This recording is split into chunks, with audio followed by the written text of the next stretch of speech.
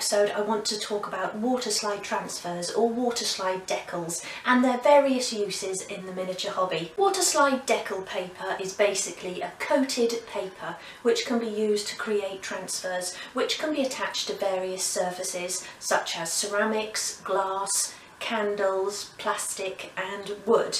Using them is a really great way to customise your miniatures and create some unique pieces. So today I'm going to be showing you how to download and resize images, how to create the decal and apply them to your chosen piece, and there'll also be a tutorial for a pair of wooden suitcases. So let's start by having a look at the decal paper itself. So the pack of paper that I've bought is by Hayes Paper Co. and it's a pack of 20 A4 sheets. And I've gone for the clear option, which I would recommend for miniature work.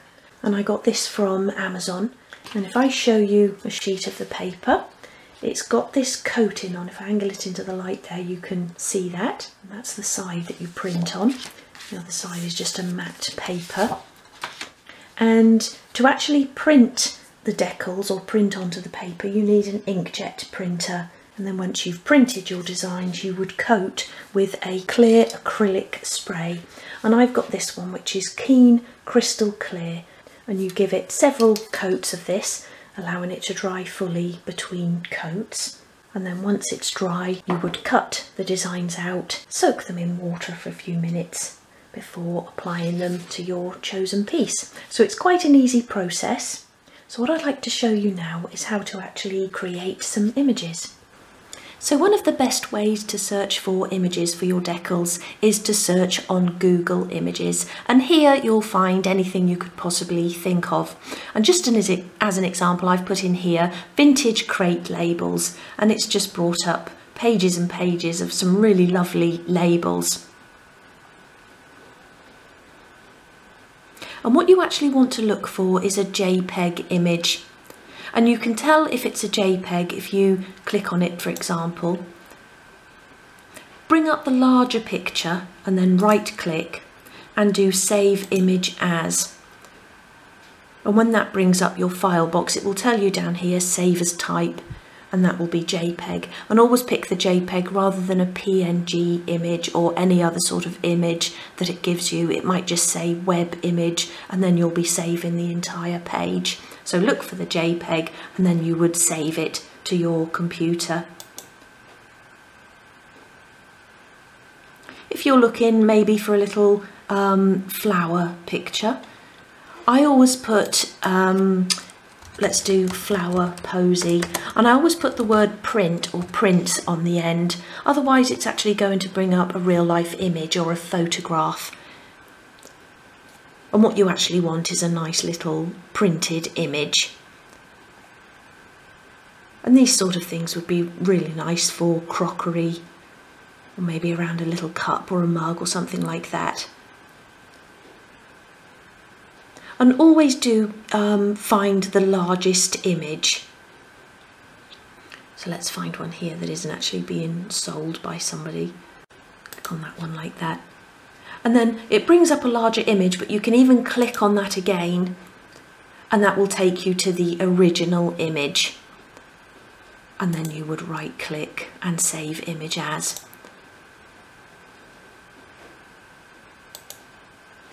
But like I say, on Google Images you'll be able to find absolutely anything.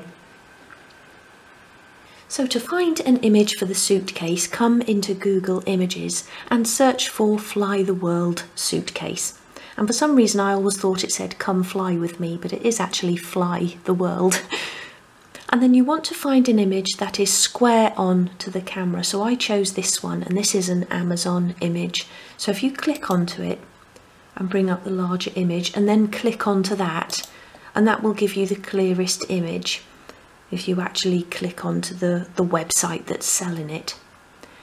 Right click and then you can do Save Image As. And I've already done that, and I've opened it up in Adobe Photoshop. Now, I know that not everybody will have Adobe to do the resizing, but you can use other programs such as Word or Excel, and I know a few of you mentioned having PowerPoint. So that's another way of doing it.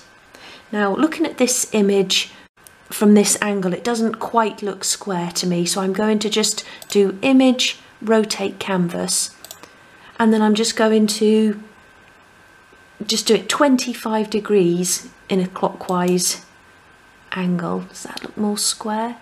And you can check if it's square by bringing in your crop tool and sort of using that to line it up. And those words above the crowd down there look square. So I'm happy with that now. So cut off obviously the bits that you don't want, make it a nice neat image. I'll bring it in a little bit there and at the side there. Press enter, and then we want to resize this. So go into image and image size, and the first thing you want to do is change the resolution to 300 so that we've got a nice crisp image. I'm then going to click constrain proportions so that when I change my size, the height and width changes at the same time. And I'll start with my large case, and the width of that one is 49 millimeters. So I'm going to do 4.9 centimeters. And the image on here comes to just over 30 millimeters, and I needed it to be 36. But that's okay because we can just position this in the center of the lid. So then press OK. And I want to save that as large lid. Couldn't remember what I was doing it for then. So if I save as large lid, press save, and OK. And then I want to go back to my original image and again cut it out, leaving a nice border.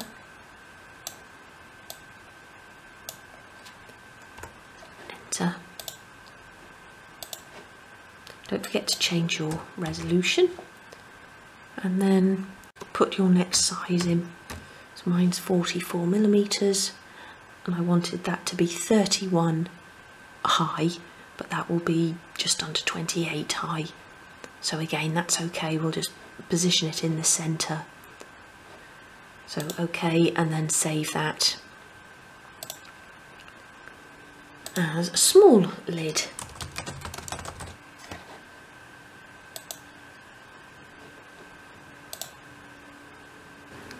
So I've opened up my original image again, and now along the front of the suitcase I'm just going to cut out the actual aeroplane and the Fly the World logo, and I'm going to save a lot of the image at the side like that and come down as far as I can on the wording and the aeroplane, and then go across like that. And that's because we've got a sort of long narrow front part to cover. So again, come into your image sizing, and the width again is going to be the same. And for my large case I want that to be 14 millimeters, and that's coming out at 15.5, so I'll have to do a little bit more trimming. And then open your image one more time, and we're going to create the transfer for the small suitcase front. So again, clip it down as much as you can. So save that. And that was my small front. So now open up all the other files. Okay, so there are all of my files opened up, and what I've actually started here is a new file which is the size of an A4 sheet, and these are some Chinese cabinet panels that I want to do Waterslide transfers for a project that's coming up later this month. And the reason for that is because the sheets are quite expensive, it's good to fill them up as much as you can each time you print, because obviously you can't then print on them again. So do try and fill them up as much as you can. So think about all the other little projects that you might need transfers for. And that's what I'm going to do now. So I've got my panels on there, and then I'm going to transfer these suitcase pieces on. And I'm closing down each time I put one on so that I don't do it more than once. So now I want to go back into Google and I'm going to find another couple of images for a couple of miniatures that I found out.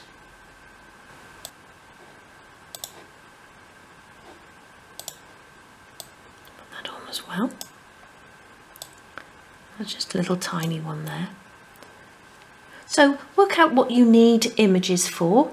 Measure the piece that they're actually going on so you know how to resize them, and then just put them all onto your sheet.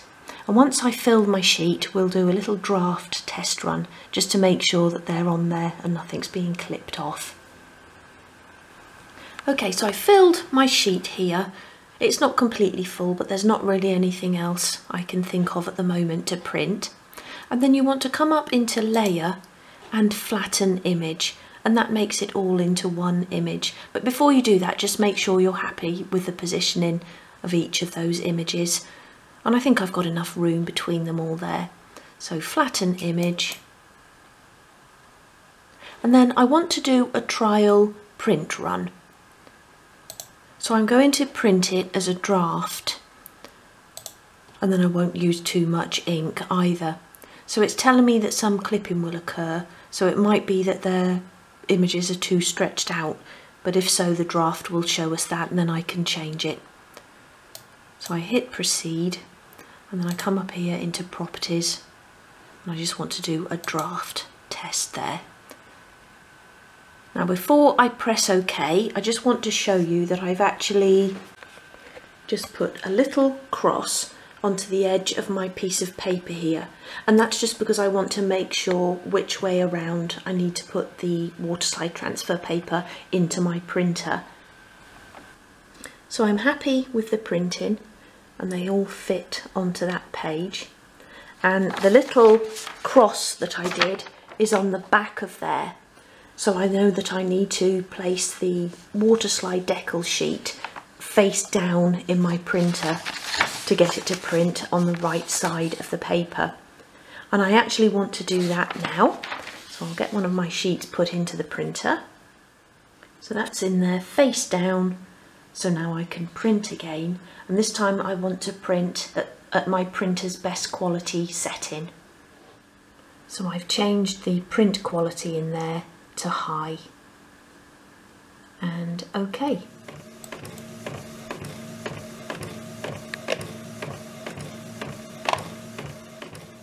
And they have printed off really nicely. I'm really pleased with the colours on those. So this is now ready for a couple of coats of varnish, and because it's quite a strong smelling varnish, I'm actually going to go and do it in Matt's workshop, and he set me up a little space down there so that I can work, and I would advise doing it in a well ventilated area. On my way down to the workshop.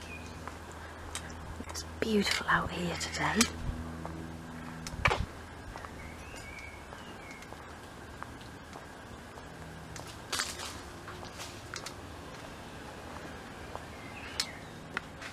So Matt's very kindly set me up this little area here with this brown paper to protect the work area.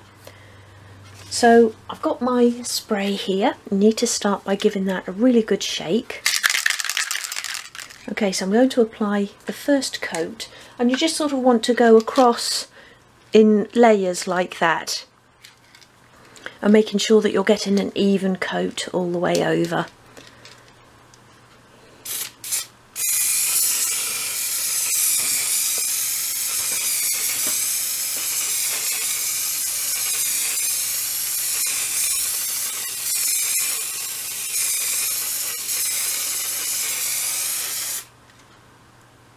Just like that, and then I'm going to leave that to dry for a few minutes, probably about 5 minutes, and then I'll come back and do a second layer. So I've actually left that a little longer than 5 minutes, but if you want to check whether the varnish is dry, just feel alongside the area that you've sprayed, and if that's dry, then you know you're ready to apply the next coat. So I'm going to do that now. So I'll give this another shake.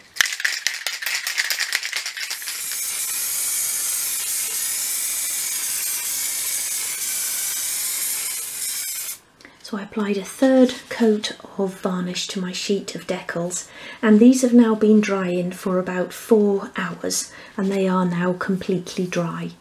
So that's all of those cut out, and when you're cutting them out, if they're squares, if it's a square design, then obviously just cut around the edges. But if you've got something like an oval, like these little Harbour Homewares signs, then you can leave a bit of a border around the edge.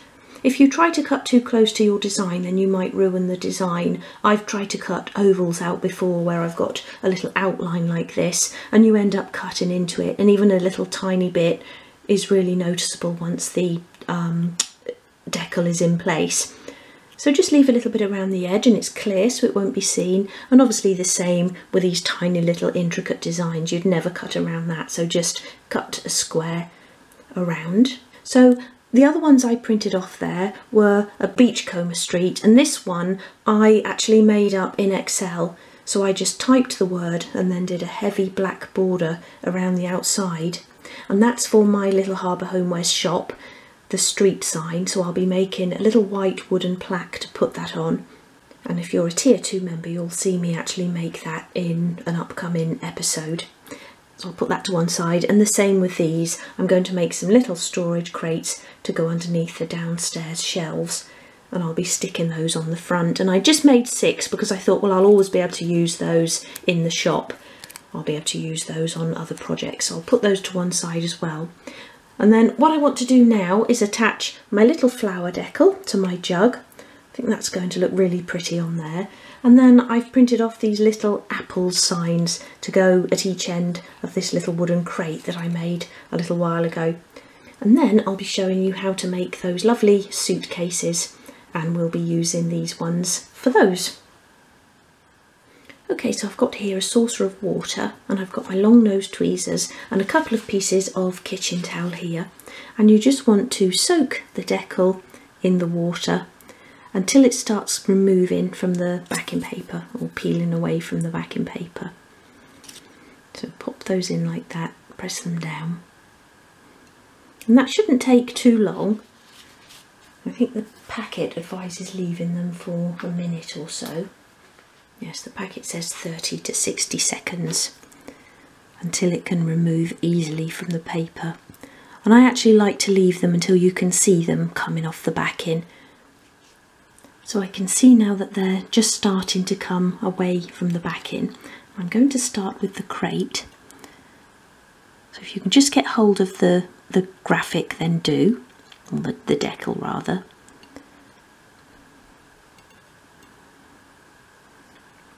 Just drip off the excess water. Make sure the surface you're attaching it to is dust free, and then just slide it into place. And you've got a little bit of time to manoeuvre as well before that sort of completely sticks into place. And then bring in your piece of kitchen towel and just very carefully press it into place. So don't wipe it, because you'll either move it or pull it off, but just press it to the surface. I don't even know if you can actually see the detail in that one on camera. There, that's better if I turn it that way. So if you're applying it to a darker background, and obviously it's just going to be a really sort of subtle image. If I was putting that onto a natural wood crate, then you'd be able to see that a lot clearer. But I actually quite like that look on the dark wood crate, so that you can just see it. So I'll put the other one on the other end, let that dry off for a moment.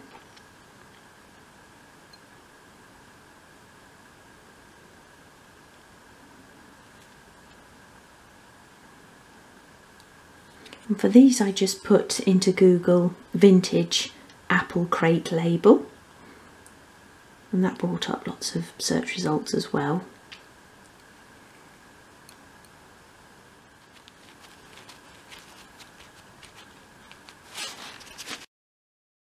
And now I want to have a go at this little enamel jug. And I've got my little flower design here. And so this is going onto a white background. This is going to look really nice. So tap off the excess. Which way would it go? That way. And then put the design into place.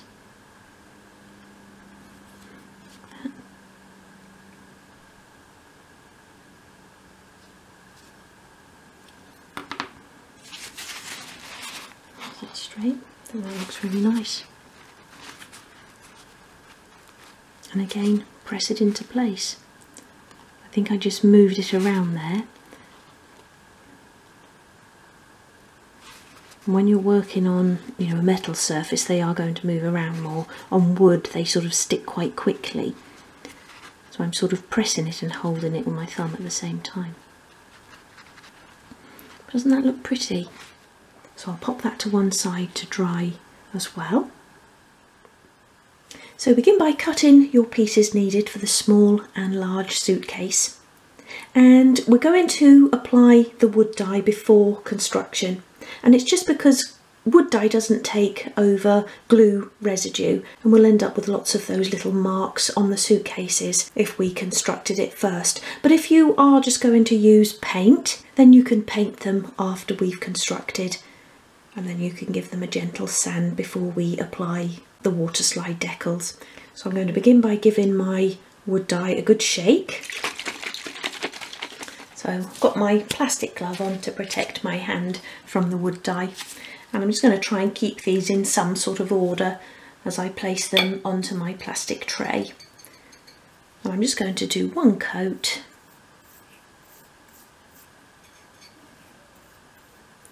and you want to apply that to both sides of each piece.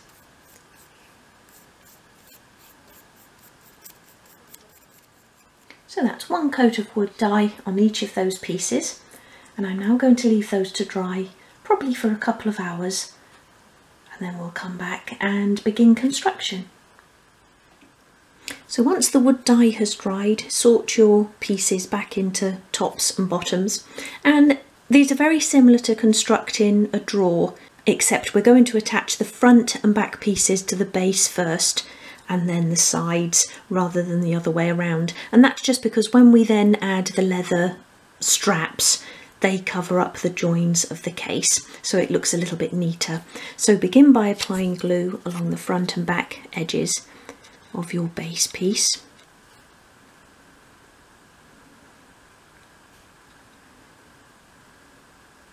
And I'm just doing the 2 cases here, but you can do 3 or even 4 if you wanted to. You could go a little bit larger.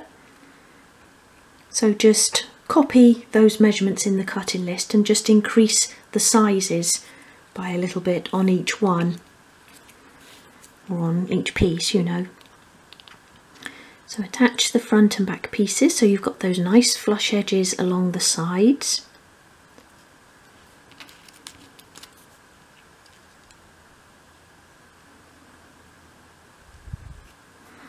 Like that, and I'm going to bring in a couple of spare pieces of strip wood and use those to just press those into place, and that way you'll get an even pressure all the way along the edges.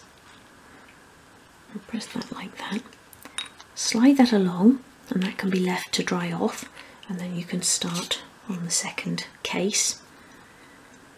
And the bases and lids are constructed in exactly the same way. Once you've added all the fronts and backs, we can add our side pieces. So apply glue along each side.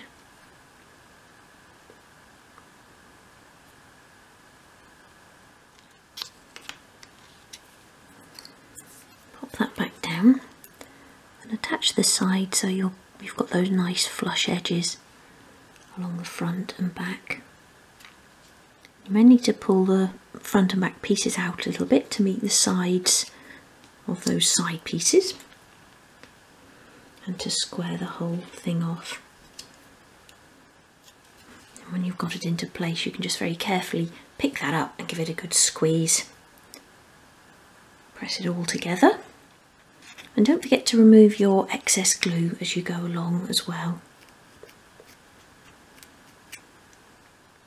So those pieces can be left to dry for a moment, and then we'll apply the decals. So I've got my suitcase decals soaking in the water now. They've only been in there for a few seconds, so not quite ready yet. And I've got here my 2 suitcases, and I'm going to start by doing the lids. Okay, so that's starting to peel off now, and I find with these larger decals it's best just to use your fingers to peel those off, because if you use the tweezers they tend to sort of fold in on themselves and then it's quite difficult to get them unstuck. So take that out of there like that and just lay it directly on top of the lid.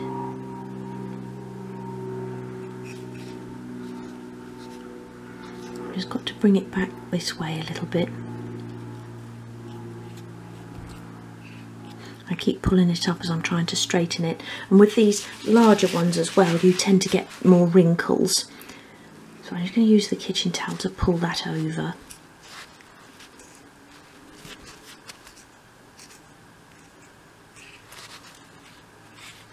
And again, if you find that you're sort of taking a long time to get it straight, then you can just very carefully peel it back and put it back in the water and try again.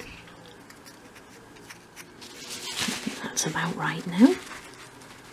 So again, press that down like that, and that one can be left to dry. Okay, so let's do the little ones along the front as well. And again, I'm going to use my fingers just because I don't want this sort of curling in on itself.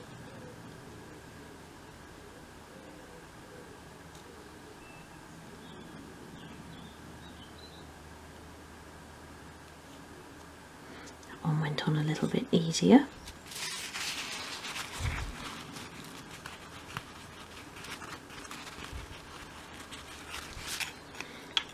Dry, and the final one, it's already starting to curl upwards.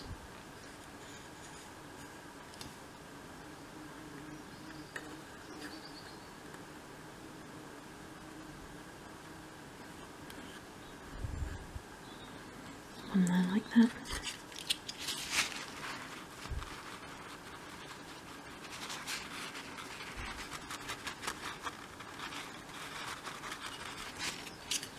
And that can now also be left to dry.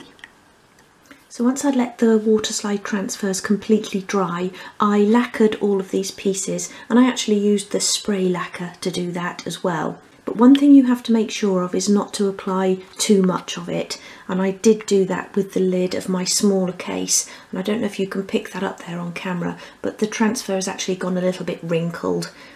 So if you're going to be using a spray lacquer, then you really just do need a really light coat. So for the case strapping, I'm going to be using this really fine glove leather. But of course you can use any sort of fabric. If you're using something that frays, then perhaps cut a wider strip and hem it over along each long edge to give you a sort of narrow strip that isn't going to fray. And you want the strips to be about 2mm wide. And I've got quite a bit of this old glove leather, and when I sort of cut with it I keep every tiny little piece, because all of these little pieces really do come in handy for making things like these suitcases and bag straps and things like that. So if you have any sort of offcuts, do keep hold of them. And I find the best way to actually cut it is with your steel rule and craft knife. So just hold the rule really tightly, do a light cut across, and then go across again, put in a bit more pressure on the blade, and then you'll get a nice neat piece. And I'll start with the larger case.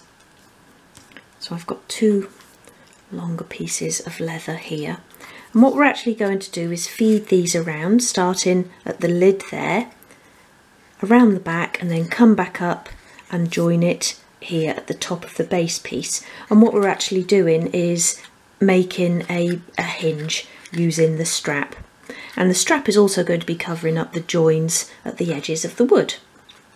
So if you begin by applying glue around the edge of the lid, and I'll just put a little bit more glue on my card.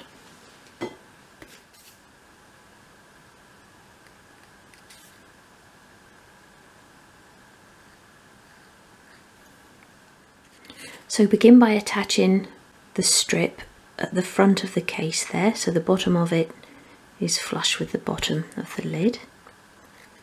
Hold that into place and feed it round. Don't pull it too tightly or you'll stretch the leather.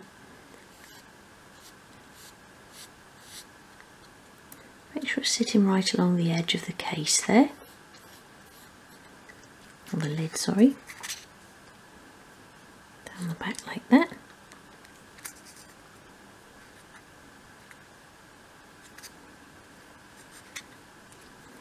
Just get rid of that little bit of excess glue there. Like that, and then we'll do the one at the other side as well.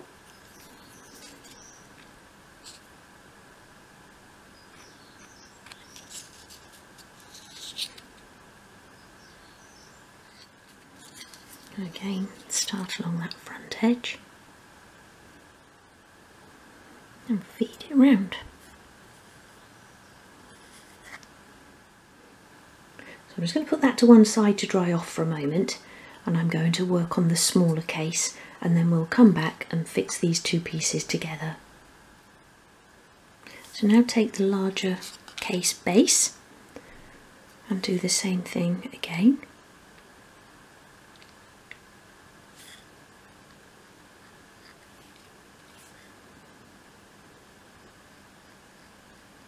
And this time I want to apply glue to both edges.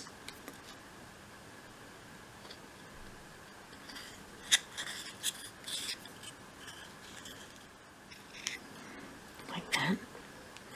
So bring in your lid and put that into place so that it's sitting nice and straight on there. And then start feeding round your first strap.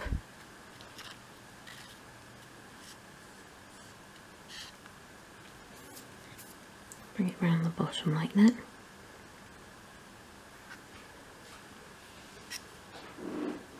Again, try not to stretch the leather.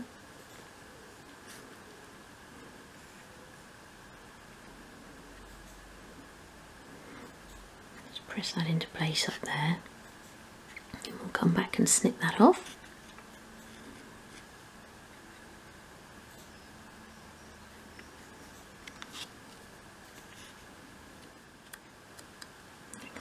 And just slightly open the lid like that, and you can trim those off, level with the top of the case there.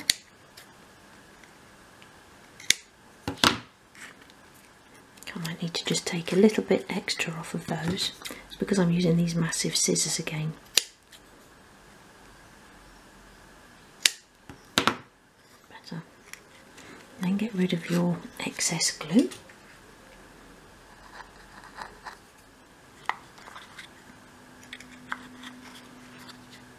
And then do the same with your smaller case. So for the buckles, I'm going to be using these little etched brass buckles, and these come in small, medium and large, and I'm going to be using the small and medium. And they come on these little etched brass sheets, and I got mine from Little Trimmings, and I've had them probably for a good sort of 10 years. I've only used a few of them, as you can see. And I'll pop the website address below for Little Trimmings, and she does all this sort of thing as well as some lovely fabric, miniature fabric, and that's where I buy most of my fabric and bits like this from. And then these you just sort of break off. I'll take two like that, so just bend the brass and that just comes off easily, and then you would bend it in two like that. That's for the larger case, and two of these tiny ones. So cut some more strip, and for the small buckles you've only got a 2mm hole there in the buckle, so you need to cut a really nice thin strip like that. So that's that. And then the wider ones here you've got 3mm or 1/8 of an inch. So your leather needs to be, or your fabric needs to be, a little bit narrower than that. So to actually attach the buckle, feed a bit of the leather through the bottom bit there, bottom part of the buckle, and then pop that down on your work surface. Put a little bit of glue at the end there.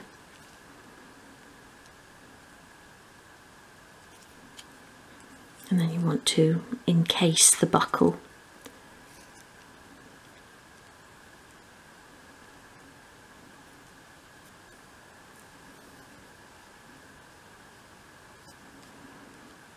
that together, and I'll just hold on to it and straighten that up. So you're just really looping it around the bottom part of the buckle there, and then snip that off.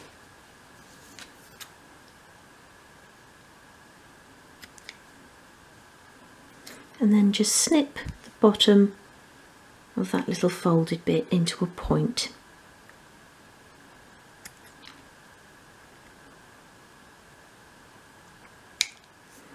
Like that. And do that with both buckles.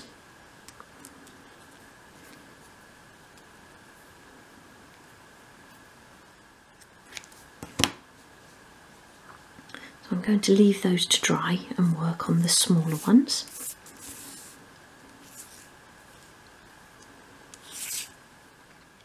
So take another piece of the leather strip and again cut a little triangle into one end.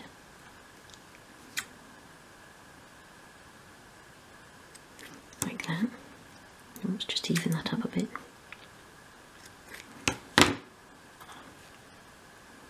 And then feed it through the top of the buckle until it's level with the little point that we did at the bottom there.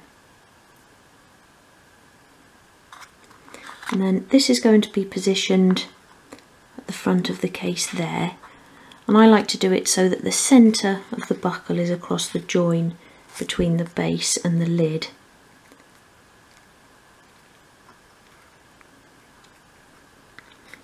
So get it lined up, and obviously you can place it where you like, but I like to sort of do it like that, and then trim the leather at the top of the case there. And then do that with the other one as well. And I just do the buckle so that the strap goes through like that, so just goes through that top hole and then just sort of dangles over, because obviously a real buckle you'd go through and then back again, but because these are so small, if you sort of did it in the correct way, you wouldn't be able to open your case again once the buckle is actually attached. But if you think you're going to make a case and you won't be opening it, if it's just sort of going to be sort of closed for display purposes, then you can sort of correctly feed the leather through the buckle and do it that way. But this way the case will still open when you want it to. So now we're going to attach the whole thing, the buckle and the strap, to the front of the case, and I'm just going to come in about 6mm or 1/4 of an inch from each side. So turn the buckle over. My fingers are all gluey and it's actually getting in the way, the little bits of glue. And then you want to apply glue, obviously, to the little loose strap bit at the top, and then to that little bit at the bottom there, like that. I'm actually going to use my tweezers to position that onto the case. So close your lid down and hold it shut. Bottom bit in first,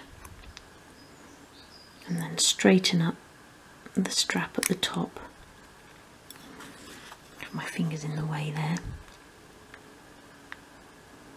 And the little strap can be level with the top of the lid there. So press that all down.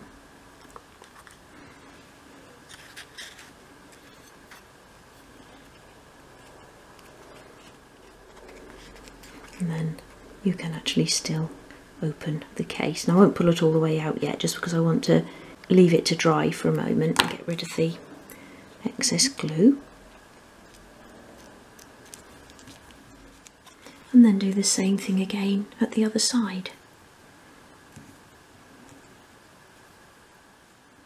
And then to make a little handle, just cut a strip of leather, cut it into a point at both ends, and then just put a little bit of glue at each end.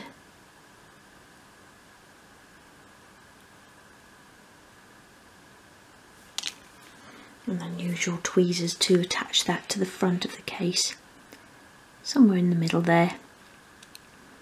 Make a sort of little lifted bit in the centre, like that, just by squeezing the ends together. Another option would be like a little gold pull handle, from like a little metal handle. They look quite nice as well. Get rid of your excess glue. And there are our Fly the World suitcases.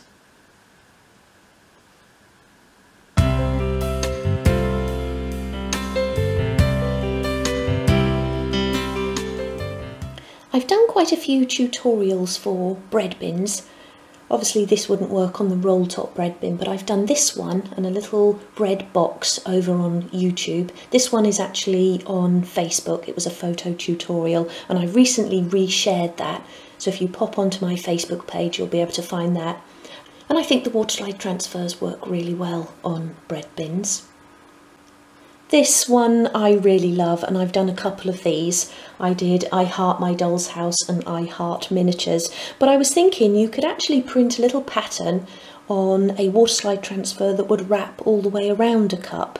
So starting and finishing just sort of in front of and behind the handle, just on a little strip. So you could create your own patterned mugs, and I think something like the Kath Kidston designs would look nice on them. I constructed these little vanity cases in the same way as I made the little wooden Fly the World suitcases, but this time I painted the vanity case using cream paint and then applied the Waterslide transfer all over, and I think they look really good. There's a little tutorial for this recipe holder in my book, Making Doll's House Miniatures, and I think the transfer looks really good on the front of there as well. A similar item, a little utensil stand, and I got the rolling pin background from Google. I think it was a clip art image. When I first became interested in miniatures, I used to sell a lot of little bits on eBay, and these little signs were really popular. I think it was when sort of shabby chic was really in, and I made loads of these. And they're really easy to make. Just a bit of sheet wood, painted it with a pale coloured paint, drill a couple of holes for the ribbon or the string, and feed it through. And there are hundreds and hundreds of designs for this sort of thing. And simpler still, you can just attach your design onto a piece of sheet wood, again painted in a pale colour, and use that as a really nice advertising board in a shop or a cafe.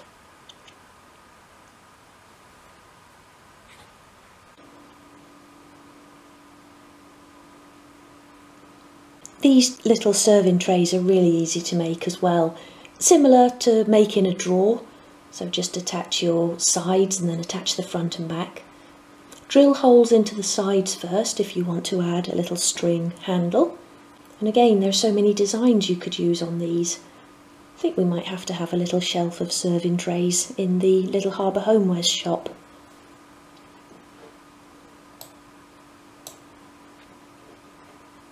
And this little bathroom cabinet was one of my very early makes, and again going with that sort of shabby chic style. I just printed the Waterslide transfer to the size of the piece of acetate that I used to glaze the door, and actually applied it to the acetate before attaching the acetate then to the back of the door frame. I really hope you've enjoyed this episode and that it's given you some ideas of ways that you can use Waterslide decals in your own projects. So take care and I'll see you soon. Bye!